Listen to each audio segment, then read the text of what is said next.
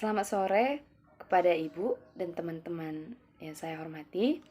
Di sini saya akan menjelaskan tentang standar akuntansi sektor publik. Standar akuntansi sektor publik memberikan kerangka demi berjalannya fungsi-fungsi tahapan siklus akuntansi sektor publik, yaitu perencanaan, penganggaran, realisasi anggaran, pengadaan barang dan jasa, pelaporan, audit, dan pertanggungjawaban publik. Kemudian, standar akuntansi sektor publik yang digunakan di Indonesia itu ada 4. Yang pertama, standar akuntansi pemerintah atau disingkat menjadi SAP. Kedua, ada standar akuntansi keuangan yang disingkat dengan SAK.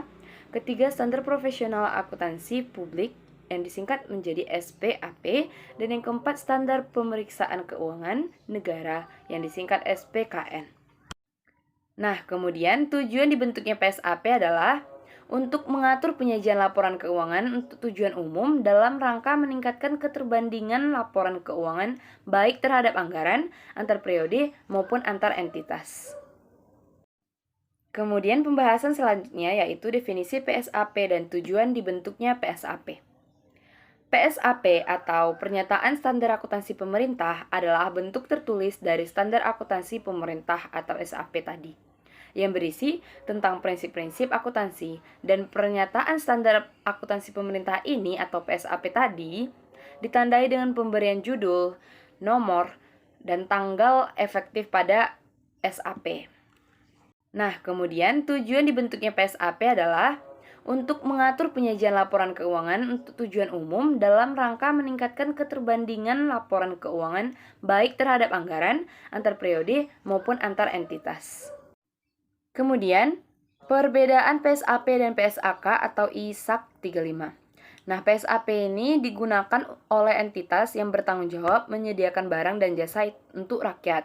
Sementara PSAK atau ISAK 35 ini digunakan oleh entitas yang bertanggung jawab mencari laba untuk pemilik atau pemegang saham. Nah, kemudian PSAP ini menggunakan basis kas menuju akrual. Sementara PSAK atau ISAK 35 ini dia menggunakan basis akrual saja.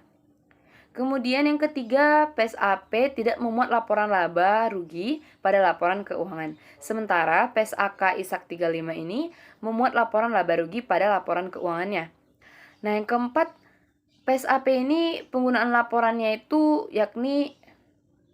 yang keempat, pengguna laporan PSAP ini yakni masyarakat, para wakil rakyat, lembaga pemeriksa, dan lembaga pengawas. Sementara pengguna laporan keuangan PSAK itu ada investor, karyawan, pemberi pinjaman, pemasok, kemudian ada pelanggan, dan pemerintah serta masyarakat. Kemudian yang terakhir, PSAP itu labanya didapat oleh entitas PSAP. Kemudian perbedaan yang terakhir antara PSAP dan PSAK ini adalah PSAP laba yang didapat oleh entitas PSAP disalurkan untuk seluruh masyarakat Indonesia. Sementara laba yang didapatkan oleh entitas PSAK ISAK 35 disalurkan hanya untuk entitas yang ada di dalam.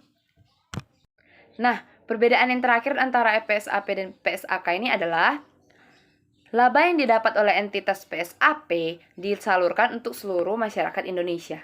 Sementara laba yang didapat oleh entitas PSAK ISAK 35 ini disalurkan untuk anggota yang ada dalam entitas tersebut.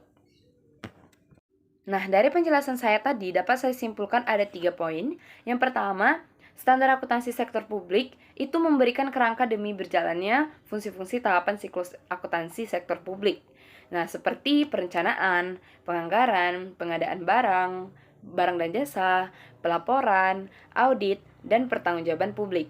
Nah, poin yang kedua itu, pernyataan standar akuntansi pemerintah atau PSAP adalah bentuk tertulis dari standar akuntansi pemerintah atau SAP tadi, yang berisi tentang prinsip-prinsip akuntansi, dan pernyataan standar akuntansi pemerintah ini ditandai dengan pemberian judul, nomor, dan tanggal efektif pada standar akuntansi pemerintah atau yang disebut dengan SAP.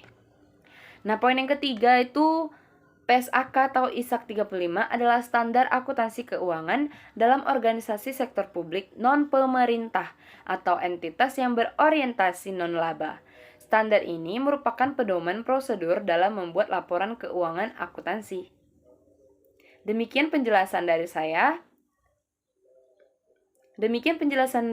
Sekian dan terima kasih.